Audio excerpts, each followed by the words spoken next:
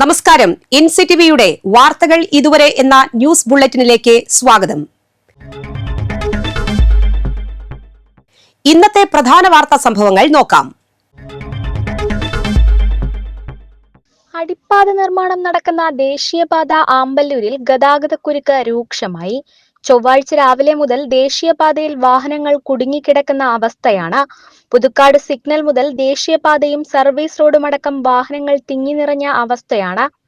ചാലക്കുടി തൃശൂർ പാതയിലാണ് ഗതാഗതക്കുരുക്കുണ്ടായത്. കഴിഞ്ഞ ദിവസങ്ങളിലും ദേശീയപാതയിൽ രൂക്ഷമായ ഗതാഗതക്കുരുക്കുണ്ടായിരുന്നു. അടിപ്പാത നിർമ്മാണ ഭാഗമായി കാര നിർമ്മാണം നടക്കുന്നതിനാൽ സർവീസ് റോഡിന്റെ വീതി കുറഞ്ഞതാണ് ഗതാഗതക്കുരുക്കിന് കാരണം.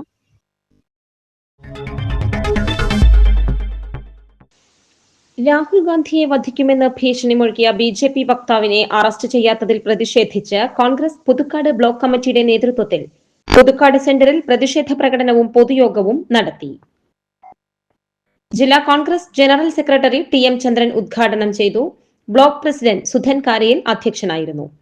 സെബി കൊടിയൻ, സോമൻ മുത്രത്തിക്കര, ഷാജു കാളിയേങ്കര, KJ ജോജു, രതി ബാബു, ഷൈനി ജോജു, രവീന്ദ്രനാഥ് എന്നിവർ പ്രസംഗിച്ചു. ഇന്നലെ മുതൽ നമുക്കറിയാം, ഇന്ത്യയിൽ ആകമാനം ഒരു പ്രതിഷേധത്തിന്റെ കൊടുങ്കാറ്റ് ഉയർന്നു വന്നിരിക്കുകയാണ്.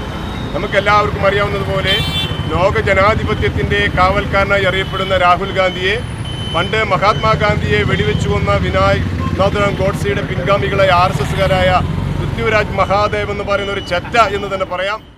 നമ്മുടെ ആരാധ്യനായ ഇന്ത്യയിലെ പ്രതിപക്ഷ നേതാവ് ശ്രീ രാഹുൽ ഗാന്ധിയെ വധിക്കും എന്ന ഭീഷണിയാണ് BJPയുടെ ഒരു നേതാവ് ചാനൽ ചർച്ചയിൽ പങ്കെടുത്തുകൊണ്ട് പ്രഖ്യാപിച്ചത്. ആ പ്രഖ്യാപനം കേട്ട് 48 മണിക്കൂറുകൾ പിന്നിട്ടിരിക്കുകയാണ്. നമ്മുടെ പോലീസിന് ഒരു സ്വമേധയാ കേസെടുക്കാവുന്നതാണ്. നമ്മുടെ എല്ലാം പ്രിയങ്കരനും ലോക്സഭാ പ്രതിപക്ഷ നേതാവുമായ ശ്രീ രാഹുൽ ഗാന്ധിയെ വധിക്കുമെന്ന് ഭീഷണിപ്പെടുത്തിയ BJP നേതാവിനെ സംരക്ഷിക്കുന്ന പിണറായി വിജയന്റെ ഇരട്ടത്താപ്പ് നയം തിരിച്ചറിയുന്നതിന് വേണ്ടിയിട്ടുള്ള ഈ പ്രതിഷേധ സമരം Thrissur Chaldean Syrian higher secondary സ്കൂളിൽ ഭാരത് പെട്രോളിയം കോപ്പറേറ്റീവിന്റെ ആഭിമുഖ്യത്തിൽ സ്വച്ഛോത്സവ് ആഘോഷിച്ചു. പ്രധാനാധ്യാപിക KP ബിനു അധ്യക്ഷത വഹിച്ചു. Fire and safety assistant station officer T Anilkumar, BPCL loyalty marketing അംഗമായ ഡെന്നി D കോയിക്കര എന്നിവർ പ്രസംഗിച്ചു.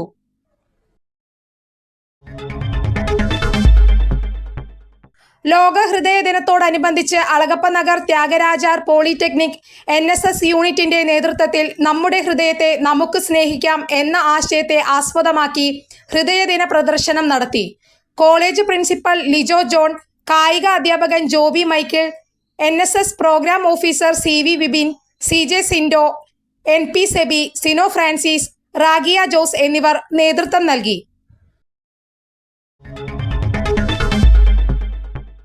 തളിക്കുളത്ത് വിൽപ്പനയ്ക്കായി സൂക്ഷിച്ച 33.5 ഗ്രാം MDMA-യുമായി യുവതിയടക്കം 2 പേർ വലപ്പാട് പോലീസിന്റെ പിടിയിൽ.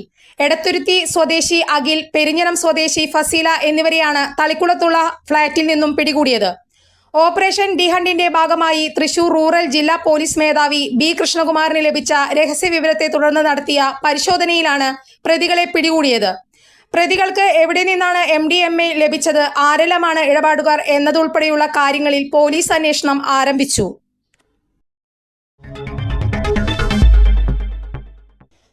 വയോധികയെ ആക്രമിച്ച് പരിക്കേൽപ്പിച്ച കേസിലെ പ്രതി അറസ്റ്റിൽ.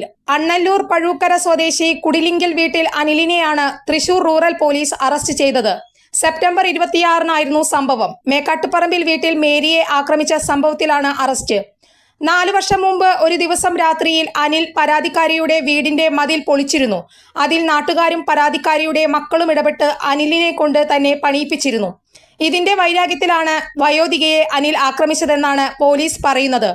Mala police station SHOV Sajin Sasi, SI KT Benny, GS CPO TB Wahad, CPO C Joy എന്നിവരാണ് അന്വേഷണ സംഘത്തിലുണ്ടായിരുന്നത്.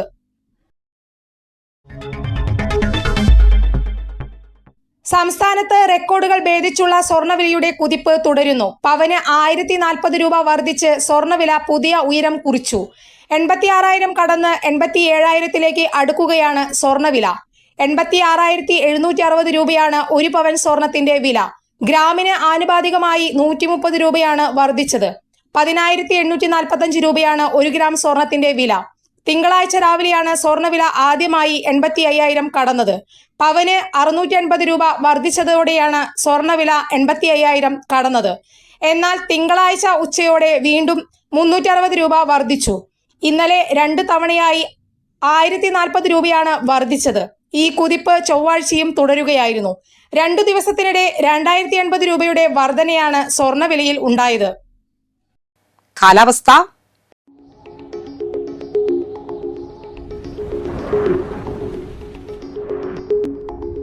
കൂടിയ താപനില 32 ഡിഗ്രി സെൽഷ്യസ്, കുറഞ്ഞ താപനില 26 ഡിഗ്രി സെൽഷ്യസ്.